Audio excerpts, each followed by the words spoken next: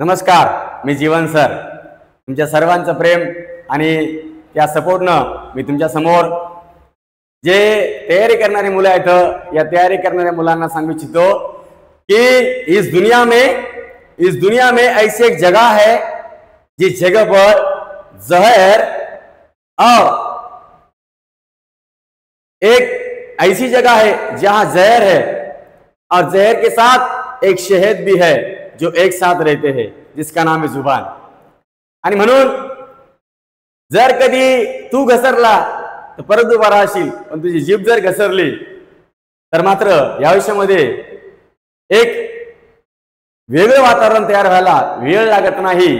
आणि मग ज्या लोकांनी ज्या मुखामधून ज्या वाणीतून काहीतरी चांगलं सांगायचं होतं किंवा आपण काहीतरी चांगलं सांगितलं पाहिजे, समोर आपण केल्या गेलं पाहिजे, दुसऱ्यासाठी आपण काहीतरी चांगल्या भावना मनामध्ये ठेवल्या पाहिजे. आणि मग या चांगल्या भावना ठेवण्यासाठी आपण आपल्या हृदयामध्ये एक चांगलं घर बांधलं पाहिजे.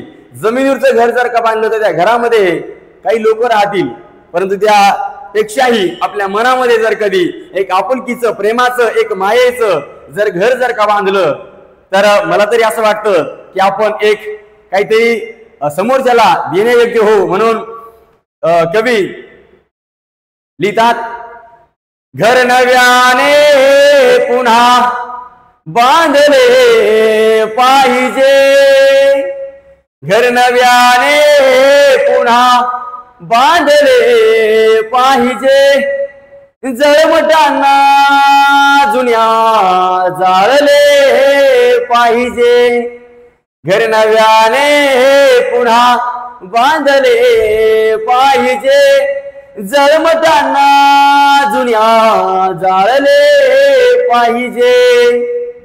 रोप लावायचे या अटीवर पुन्हा, रोप लावायचे या अटीवर पुन्हा, भर उन्हाळ्यातही पोसले पाहिजे, घर नव्याने पुन्हा.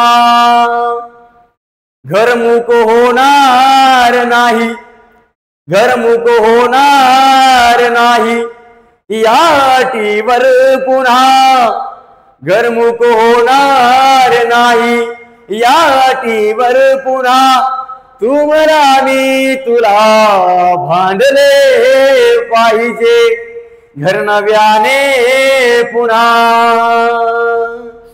चोळ आहे. लोक येतील धावूनी, लोक येतील धावूनी शब्दावरी,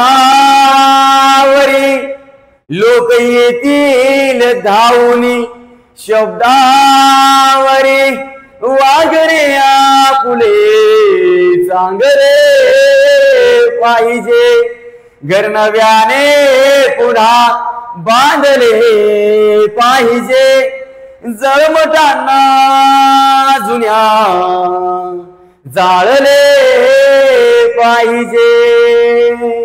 धन्यवाद.